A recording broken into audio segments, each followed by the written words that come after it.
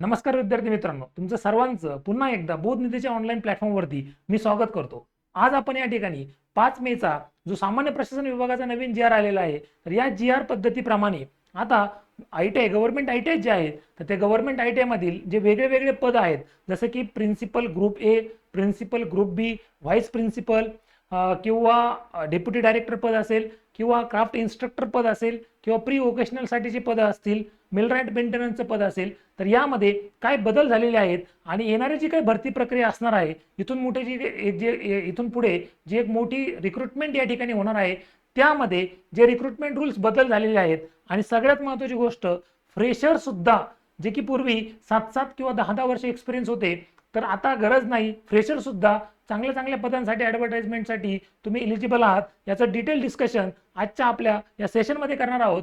त्यापूर्वी जो जी आर आलेला आहे 5 मेचा, तो एकदा शॉर्टमध्ये 5 मिनिटात समजून घेऊया आणि त्यानंतर येऊया आय-टी-आय डिपार्टमेंटकडे. तर हा जो 5 मेचा जी आर आला बघा, या 5 मेचा जो जी आर आहे, तर या जी आर मध्ये हा जी आर कशासाठी आहे बघा, भरती प्रक्रिया सुसूत्रीकरण आणि सुधारणांसाठी आहे.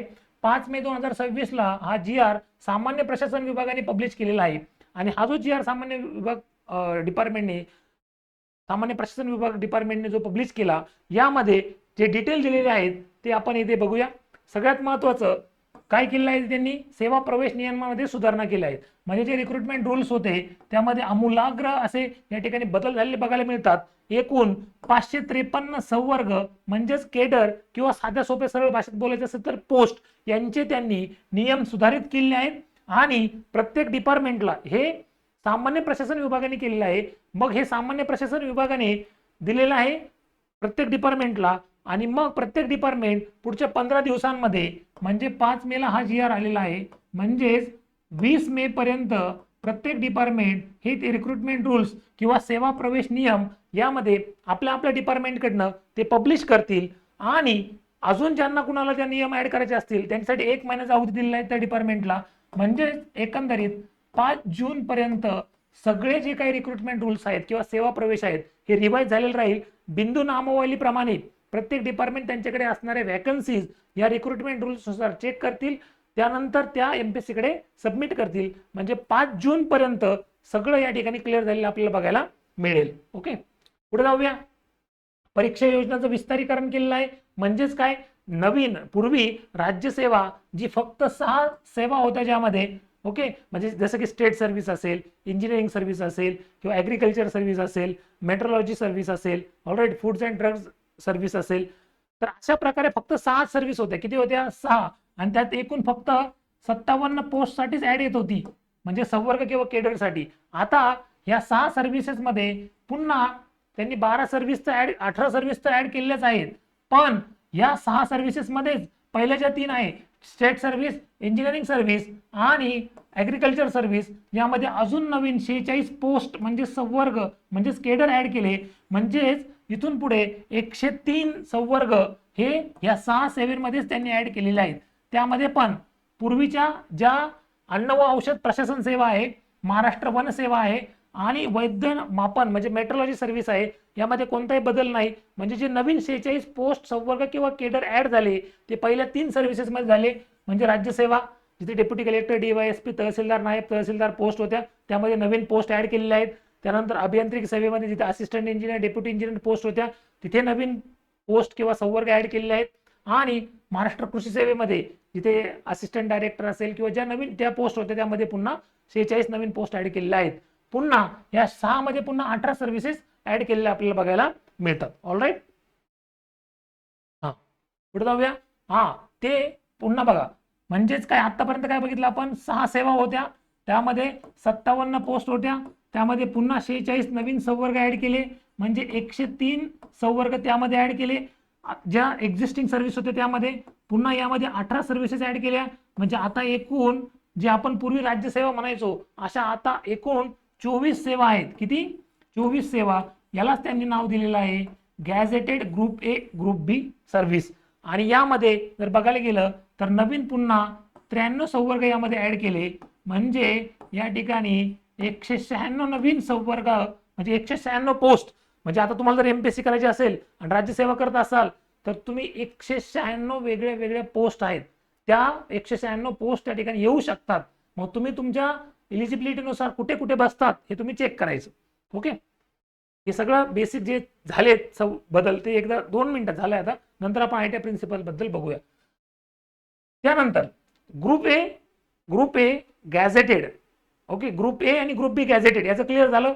आता ज्या ग्रुप बी म्हणजे जिथे आपण आतापर्यंत म्हणायचो PSI ST ASO आणि ग्रुप सी ला जिथे आपण म्हणायचो टॅक्स असिस्टंट किंवा इंडस्ट्रियल इन्स्पेक्टर किंवा एक्साइज PSI किंवा RTO AMI ज्या तिथे पोस्ट यायच्या, आता त्याचं त्यांनी काय केलंय, group B non gazetted, group B non gazetted, group B non gazetted plus group C या दोन्हीमध्ये पुन्हा डिव्हिजन केलं आहे प्रशासकीय आणि तांत्रिक, म्हणजे ऍडमिनिस्ट्रेटिव्ह आणि टेक्निकल. आणि मग आता या ठिकाणी बघा, प्रशासकीय स्वरूपाचे कामकाज असलेल्या 252 केडरचे त्यांनी 17 गट केलेले आहेत. म्हणजे जसं की तुम्हाला एक्झाम्पल देऊया आपण, क्लर्क एक गट झाला. काय झाला, एक गट झाला क्लर्क. मग हा जो एक गट आहे क्लर्क, मग त्यामध्ये सगळ्या डिपार्टमेंटचे क्लर्क तुमचे येणार, सगळ्याच. मग तुमचं DVET असेल किंवा जे काही सगळे जे डिपार्टमेंट आहेत, या सगळ्या डिपार्टमेंटचे जे क्लर्क आहेत ते एका गटामध्ये आले. आणि एका गटामध्ये पुन्हा 252 संवर्ग, म्हणजे 252 संवर्गाचे त्यांनी असे किती केले, 17 गट तयार केले. म्हणजे 252 आहेत ना, तर 252 पैकी सपोज 12 जे संवर्ग आहेत तर ते सपोज एका गटामध्ये टाकले. एक सांगतोय की ज्यांच्यामध्ये सिमिलॅरिटी खूप आहे, साम्य खूप आहे, मग पुन्हा दुसरे 15 केडर जे आहेत त्यांना दुसऱ्या गटामध्ये टाकलं, दुसरा गट त्यांचा केला. त्यानंतर पुढचे 18 जे केडर आहेत म्हणजे संवर्ग आहेत त्यांचा अजून एक गट तयार केला ज्यांच्यामध्ये साम्य आहे. असे किती गट तयार केले त्यांनी, 17 गट. म्हणजेच एकूण जर बघायला गेलं तर ग्रुप बी नॉन गॅझेटेड मध्ये एकूण 252 संवर्ग किंवा पोस्ट आहेत आणि मग त्यांनी 17 गट तयार केलेले आहेत. आणि ग्रुप सी मध्ये जर बघायला गेलं, ग्रुप सी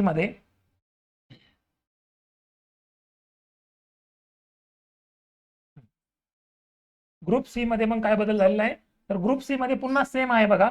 ग्रुप सी म्हणजे ग्रुप बी आणि ग्रुप सी त्यांचं प्रशासकीय आणि तांत्रिक अशा 2 गटात त्यांनी विभाजन केलं आहे.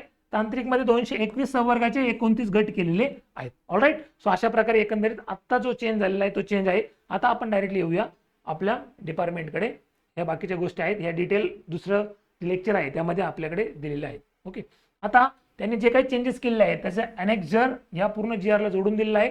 त्यामध्ये जर बघितलं तर बघा, राज्यसेवेमध्ये पहिले ह्या 6 state services, Maharashtra engineering services, Maharashtra agriculture services आणि अजून 3 ज्या होत्या forest services, food and drugs आणि मेट्रोलॉजी, त्याच्यामध्ये कोणताही बदल केलेला नाही म्हणून इथं दिलेलं नाही.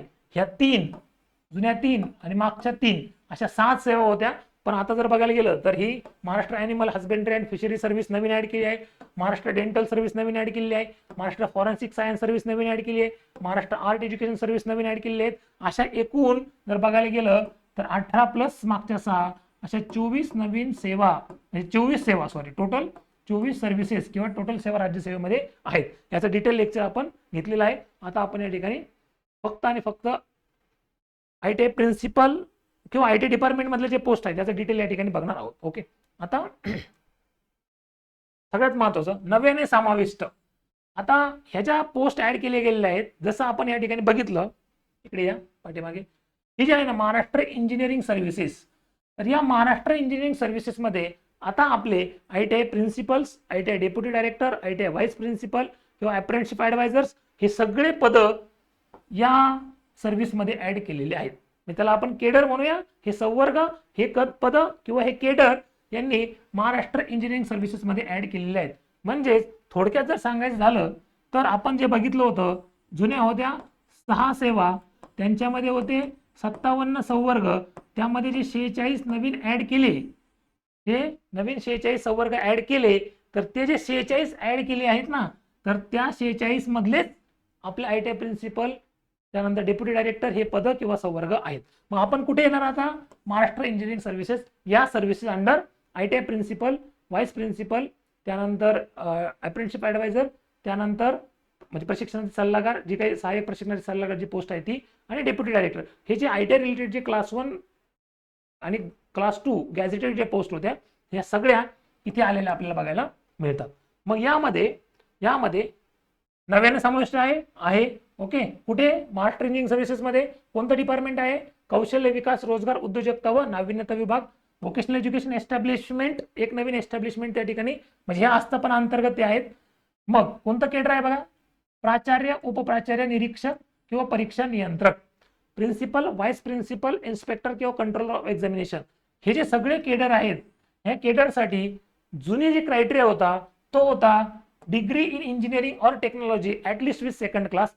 सेकंड क्लासने तुम्ही डिग्री किंवा इंजिनिअरिंग त्या ठिकाणी पास केली पाहिजे, प्लस तुम्हाला 7 इयर प्लस एक्सपिरियन्स पाहिजे होता या सगळ्या पदांसाठी. आजच्या नवीन या रिक्रुटमेंट रूल्स जर बघायला गेलं तर तुम्हाला फक्त आणि फक्त दिलेला आहे bachelor degree in engineering stream as prescribe by department. Okay, म्हणजे डिपार्टमेंट जे सांगेल त्या ब्रँचमध्ये तुमची इंजिनिअरिंग मधली डिग्री असली पाहिजे. आणि लक्षात घ्या, अनुभव, additional skills, preferential qualification not required.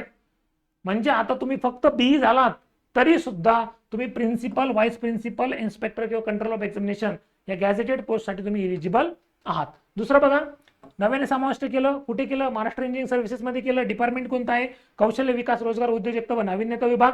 Vocational education establishment अंतर्गत ग्रुप बघा, group class A, group A. Okay.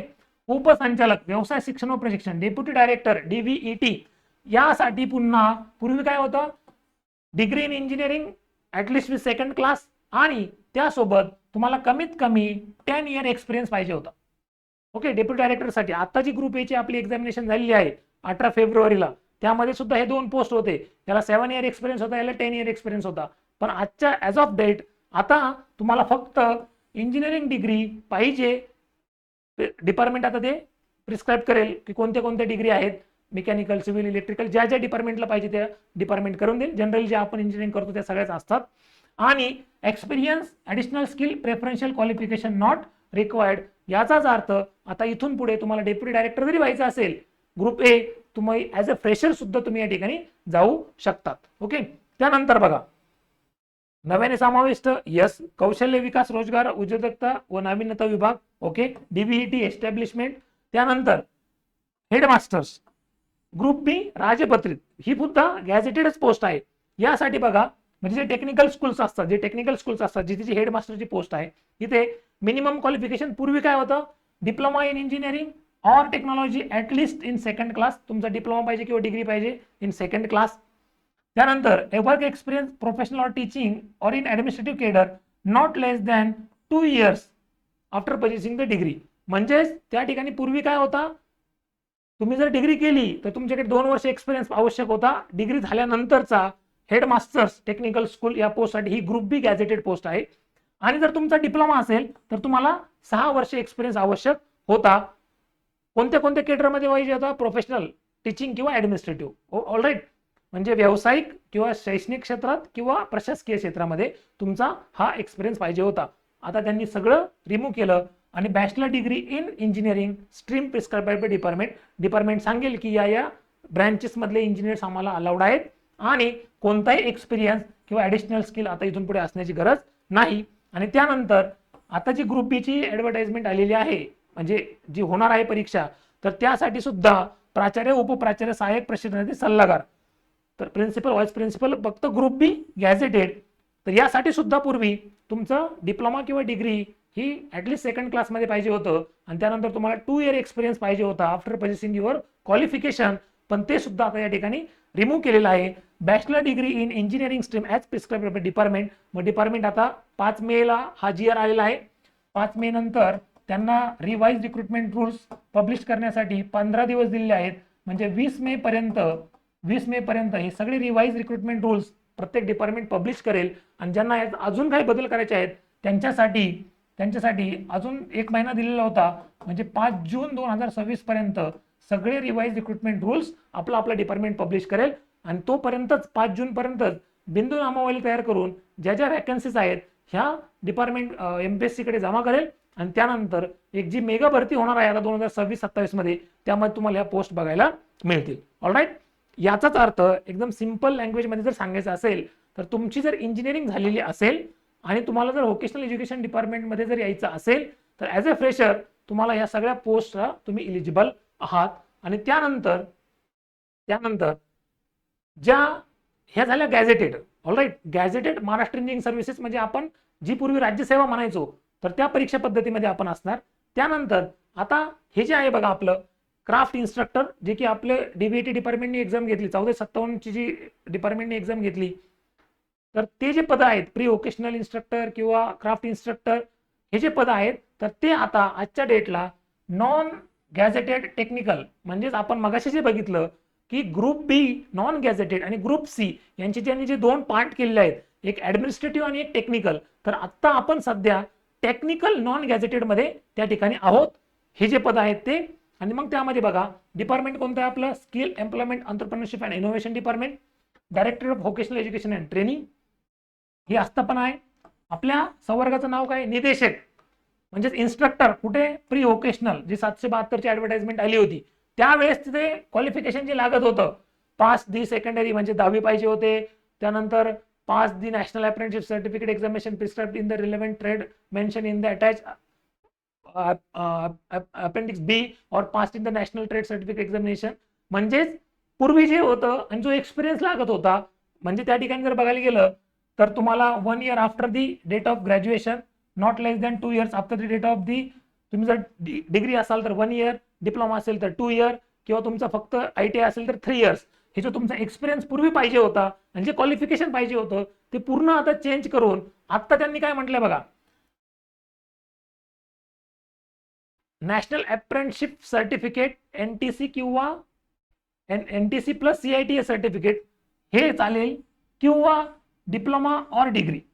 Okay, और आहे बघा, लक्षात घ्या, और आहे इथे. और म्हणजे तुमच्याकडे NTC प्लस CITS असेल किंवा NAC प्लस CITS असेल.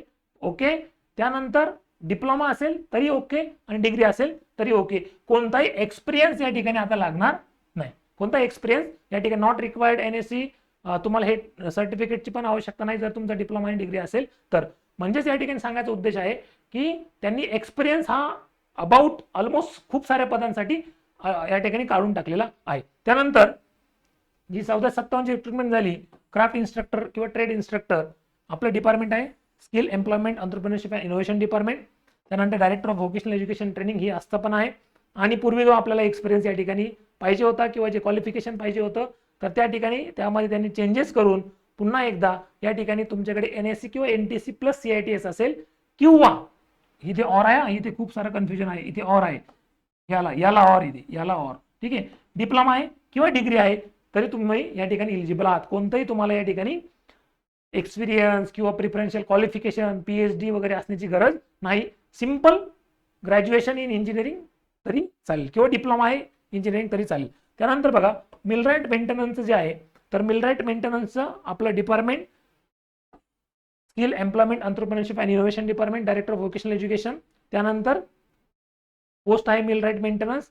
या ठिकाणी सुद्धा त्यांनी पूर्वीचा सगळा क्रायटेरिया जो चेंज केलेला आहे, तर त्या ठिकाणी CITS किंवा NTC, CITS plus CITS plus NTC किंवा NAC प्लस CITS किंवा डिप्लोमा किंवा डिग्री हे या ठिकाणी ऍप्लिकेबल आहे. ओके, त्यानंतर बघा प्रिफरन्शियल क्वालिफिकेशन नॉट रिक्वायर्ड, तुम्हाला इथे कोणता एक्सपिरियन्स किंवा प्रिफरन्शियल क्वालिफिकेशनची गरज नाही. सो अशा प्रकारे या ठिकाणी ITI डिपार्टमेंट मधल्या ज्या पोस्ट आहेत यांचा खूप सारा हिस्टॉरिकल चेंज या ठिकाणी झालेला आपल्याला बघायला मिळतो. त्यामुळं ज्या अपकमिंग ऍडव्हर्टाइजमेंट असतील ज्यामध्ये ITI principal group A, ITI principal group B किंवा व्हाईस प्रिन्सिपल असेल किंवा अप्रेंटिसशिप ऍडवायझर असेल, असिस्टंट अप्रेंटिसशिप ऍडवायझर असेल किंवा डेप्युटी डायरेक्टर असेल किंवा क्राफ्ट इन्स्ट्रक्टर असेल किंवा प्री व्होकेशनल इन्स्ट्रक्टर असेल, मिलराईट मेंटेनन्सच्या पोस्ट असतील, या सगळ्या पोस्टला तुमचं फक्त इंजिनिअरिंग असेल किंवा फक्त डिप्लोमा असेल तरी पण तुम्ही या ठिकाणी एलिजिबल आहात. ज्या ग्रुप A गॅझेटेड पोस्ट आहेत तिथे डिग्री पाहिजे, आणि ज्या ग्रुप C टेक्निकलमध्ये आपण जे आहेत नॉन गॅझेटेड टेक्निकल तिथे तुमचा डिप्लोमा असेल तरी चालेल. ऑलराईट, सो अशाच प्रकारे बेसिकली आता राज्यसेवेमधला जो एक हिस्टॉरिकल चेंज झालेला आहे, क्रांतिकारी बदल म्हणता येईल, 5 मेचा जो GR आलेला आहे, हा GR इन डिटेल प्रत्येक पोस्टसाठीचे व्हिडिओ या चॅनलवरती तुम्हाला बघायला भेटतील. हा चॅनल जर तुम्ही सबस्क्राईब केलं नसेल तर आत्ताच या ठिकाणी चॅनलला सबस्क्राईब करा. त्याचसोबत आपला ITI प्रिन्सिपल ग्रुप A आणि ग्रुप B या दोघांच्याही बॅचेस आपल्या बोधनिधी ॲप्लिकेशनवरती आपण लॉन्च केलेले आहेत. त्यानंतर टेस्ट सिरीज 3000 प्लस MCQ जे क्वालिटी MCQ आहेत ज्या ठिकाणी UGC विचारलेले किंवा UPSC विचारले असे क्वेश्चन्स आपण त्या ठिकाणी ऍड केलेले आहेत. अशी 3000 MCQ ची एक टेस्ट सिरीज आपण लॉन्च केलेली आहे, जी तुम्हाला खूप सारे बेनिफिशियल असेल. तसेच ग्रुप ए ची जी आता एक्झामिनेशन झालेली आहे, तर त्या एक्झामिनेशनमध्ये रिझल्ट पण आपला खूप छान आलेला आहे आणि त्यासाठी आपण एक डेडिकेटेड आपण ITI प्रिन्सिपलची इंटरव्ह्यूची बॅच सुद्धा सुरू केलेली आहे, ज्याचं पॅनल हे जबरदस्त पॅनल आहे, ज्यामध्ये तुम्हाला ITIचे एक्सपर्ट्स बघायला भेटतील. त्यानंतर तुम्हाला बेसिकली युनिव्हर्सिटीचे जे व्हाईस चान्सलर राहून गेले असे लोक बघायला भेटतील आणि इंडस्ट्रीमधले पर्सन बघायला भेटतील. सो अशा प्रकारे तुम्हालाही जर इंटरेस्टेड असाल तर ती बॅच त्या ठिकाणी जॉईन करू शकतात. आणि अशाच अपकमिंग व्हिडिओसाठी हा व्हिडिओ आवडला असेल तर लाईक करा, चॅनलला सबस्क्राईब करा. Thank you very much for watching this session. Thank you all.